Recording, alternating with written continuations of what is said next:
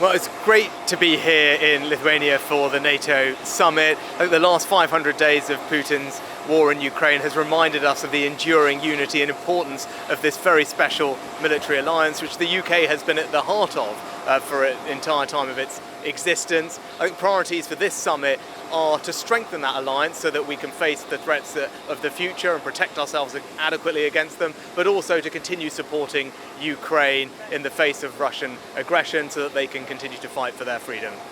What the war has proven is that soldiers do matter, and the top general, your top general to NATO, has said that effectively the UK is losing influence, or could lose influence, due to the size of the army. Are you happy that the army is small and getting smaller?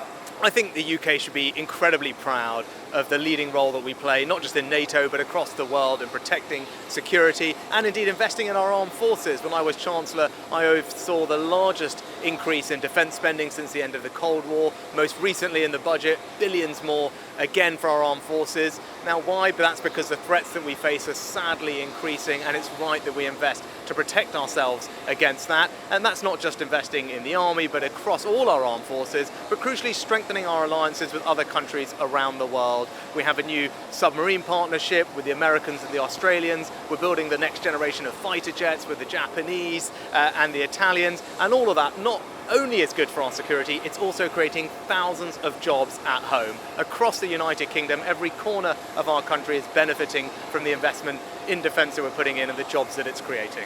Just a few more questions on other topics. Just one on the BBC. What was your reaction with the allegations against a certain BBC presenter? Well, look, obviously they're very serious and concerning allegations, and that's why I'm pleased that the Culture Secretary spoke to the Director General of the BBC over the weekend and is confident that the BBC is investigating this both rigorously and rapidly. I think that's the right course of action. What would you say to people on social media? Indeed, some MPs who say they might use parliamentary privilege to try and name this presenter. Look, we have an existing set of laws that govern free speech and privacy. I think it's important that the BBC conducts this investigation quickly and rigorously, given the concerning and serious nature of the allegations. And just on, while we were on the plane, we heard that fixed rate mortgages are now at the highest level for 15 years. You came to power to sort out Liz Truss's mess. It seems that things are getting worse under your watch. I know things are difficult for many families up and down the country with the cost of living, and the UK is not alone in experiencing a rise in interest rates, very similar in America, Australia, Canada, New Zealand, for example. The crucial thing that we have to do is bring inflation down.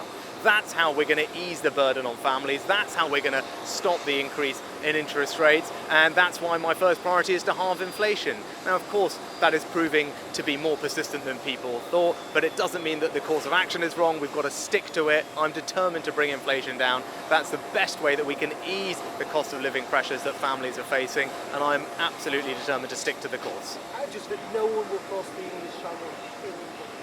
When I set out that priority to stop the boats at the beginning of this year, I was very clear then that this wasn't going to be easy and we weren't going to be able to solve this problem overnight. But I am determined to do it, and that's why I and the government are committed to making progress on every aspect of tackling this problem, whether it's making sure that we provide alternative accommodation to get people out of hotels, whether it's working through the asylum backlog, which we've cut by almost a fifth, whether it's returning illegal migrants to Albania, where we've now returned almost 2,000 illegal migrants to Albania, and crucially, why we as a government are bringing forward the toughest laws to tackle this problem that any government has ever done. Laws which, by the way, have been opposed at every turn by the Labour Party. I don't think that's right, because I think the country wants the government to grip this problem. That's what I'm determined to do. I'm throwing absolutely everything at it, and I won't stop. But stop the boat.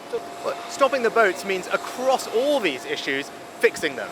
Stopping people coming, and that's why the new laws that we've put in place are so important, and that's why it's concerning the Labour Party has blocked them at every turn. That's what we're seeing right now. That's not the priority of the British people. The British people want this problem stopped. That requires new laws. That's what I've brought forward. But that's not all we're doing. We want to get people out of hotels, so we're finding alternative sites. We want to return people to Albania. That's why we have a new deal. And we want to cut through the asylum backlog, which is almost down by a fifth. I want people to know I'm absolutely determined to fix this problem, and I'm throwing everything I've got at it.